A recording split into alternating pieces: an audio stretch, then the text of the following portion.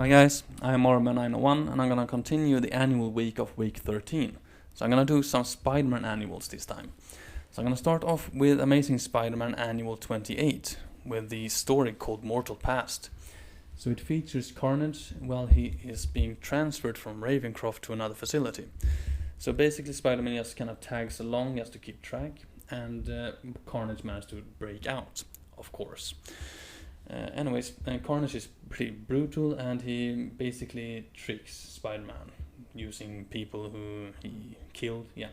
Carnage basically went to an old friend of his, a very old friend from way past. Basically the only person who actually been good to him. However, he decides that he's going to kill this guy, basically just to be unpredictable, and Spider-Man still manages to get there just in time, as his friend actually kind of delayed him long enough. Spider-Man fights, and Carnage is, like he is, very brutal, but eventually he is defeated. So I'm going to move on with a Cloak and Dagger story called Fatal Instinct. So just to give a little bit more information here, this is after Maximum Carnage, the whole Maximum Carnage incident where basically Carnage had made a killing family with Shriek and all the others and just went on a massacre spree all over New York. Cloak and Dagger were a few of the superheroes out there to fight Carnage, and Dagger actually died.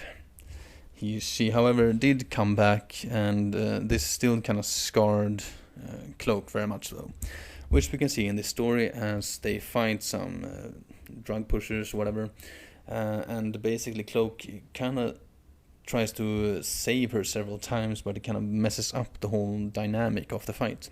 Eventually they manage to defeat the bad guys, but they have a bit of a talk later on. Dagger basically asks what the hell's going on, and Cloak explains how he has felt, how he is kind of lost without her, and the time when she died, it was the worst time of his life, basically, and he hates to see that again.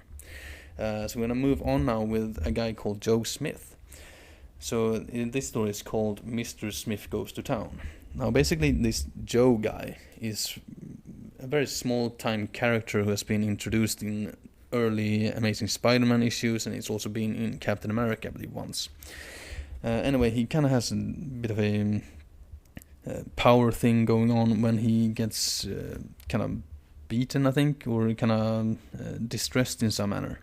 He's an old boxer guy who turned somewhat actor, and now his powers are basically fixed, but he still has the costume and all that. He kind of lives a fairly normal life. So he works in a children's center in the middle of New York, in a pretty bad place, I believe, bad neighborhood.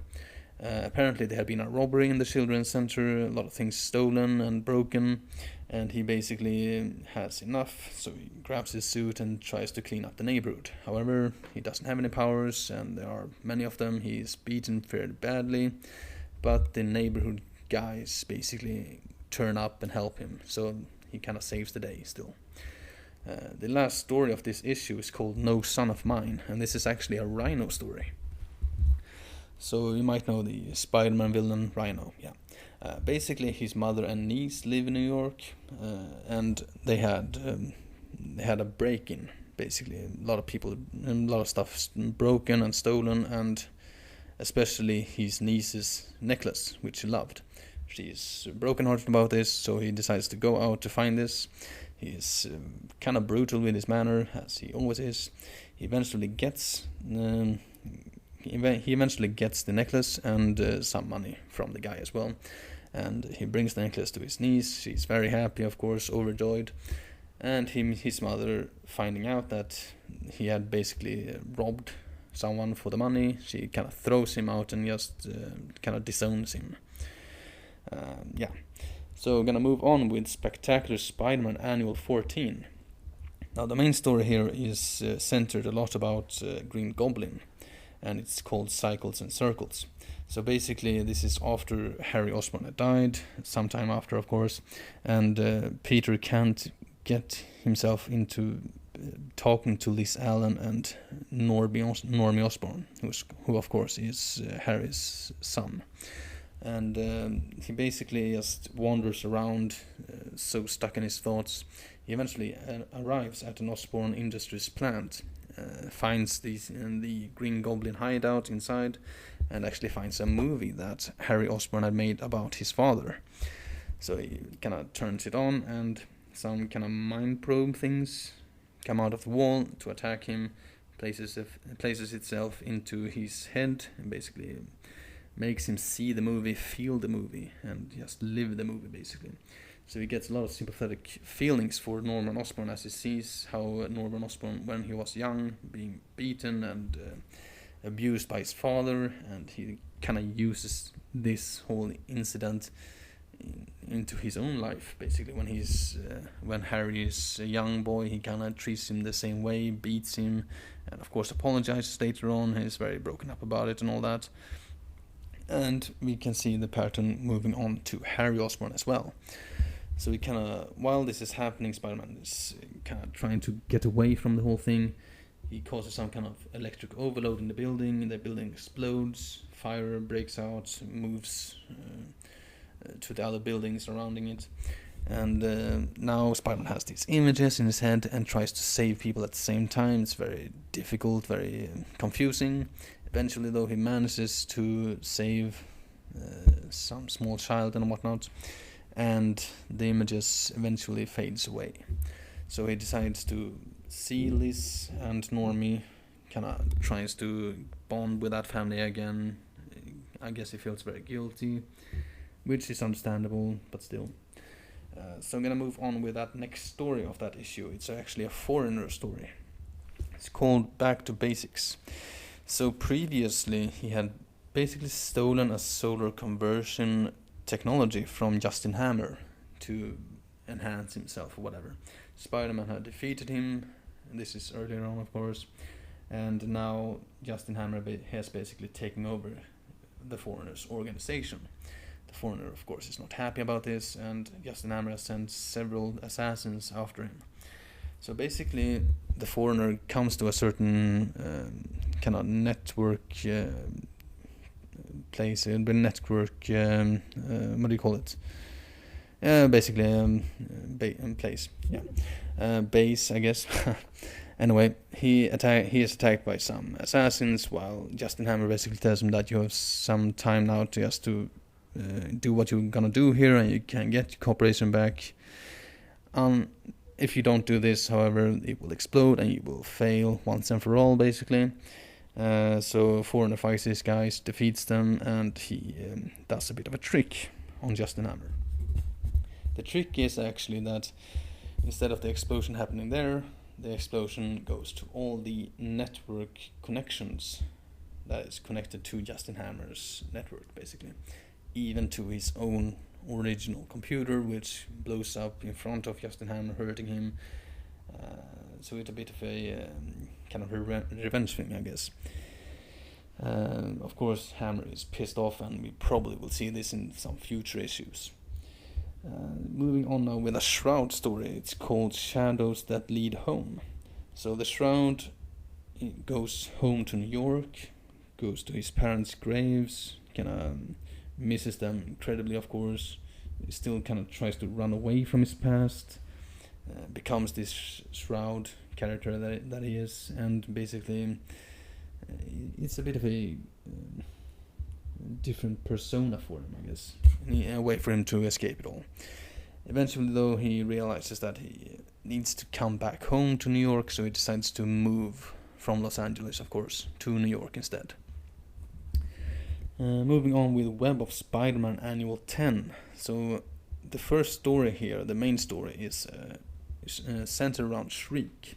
Shriek, of course, was in the Maximum Carnage incident. Very powerful character.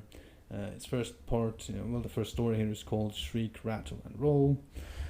Basically, Shriek is transported to Ravencroft, where she is supposed to be held. The security there is run by John Jameson, the son of Jane Jonah Jameson, astronaut, Man-Wolf, former Man-Wolf, I guess. Yeah. Anyway, Spider-Man is very concerned about this because he feels that Ravencroft is not the place for this incredibly powerful villain. He tries to tell the leading person there, Dr. Kafka, but she still is very adamant in her being there. Things goes basically like Spider-Man thinks it will. Shriek breaks free and actually frees a couple of other inmates as well. Someone called Weber, Gale, Mayhem, and Pyromania. Basically, pandemonium. However, Mayhem is basically an anti-hero, so she's not very comfortable working with these villains. She tried to take them down, but she's taken down herself. Spider-Man and John Jameson eventually manages to defeat the villains, but it's a pretty gnarly fight and a pretty great one at that. Moving on with a Warrant story called Days and Confusion. So basically, there is this supervillain called Days, who can basically hypnotize people. So he has killed a lot of people using basically the hypnotic ability to make them kill themselves. And he tries to do this with a senator. Eventually the Warrant defeats Days and basically makes him tell the truth of who hired him. Apparently it was this criminal cabal called the Fold. So probably will be more about this later on. Moving on now with a Black Cat story.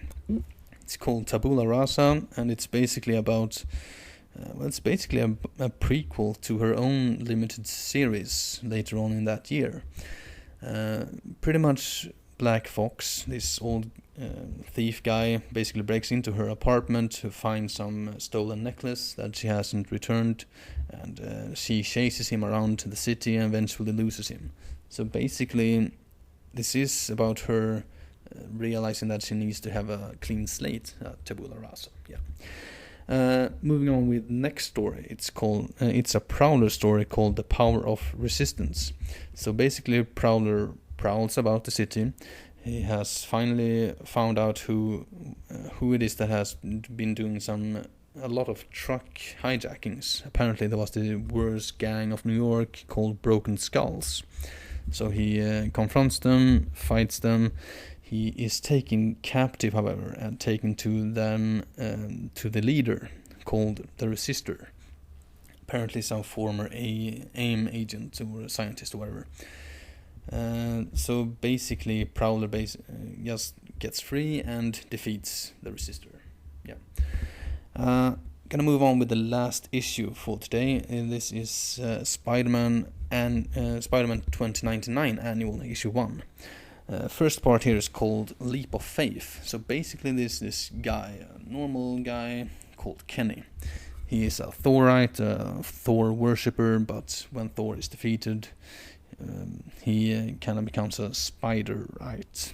He basically worships the Spider-Man. His wife, Lorraine, she's very sick of this, threatens to divorce him, and eventually she leaves him. I think she leaves him twice. Kenneth goes with his other Spiderites people to fight the very dangerous gang called the Fenris. He fails miserably. He still believes that Spider-Man will come and save him. He doesn't really do that. He is busy elsewhere. He doesn't even know about it. Eventually, though, Kenny jumps off a tall building in hopes that Spider-Man will save him.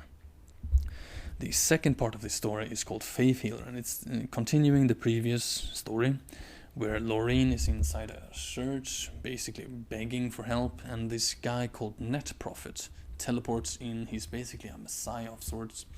He hears about the story and he decides to help Kenny. So he kind of he teleports to where Kenny is falling down. He saves him just in the nick of time. Basically, dumps him into an ocean where his descent is slowed long enough for him to survive.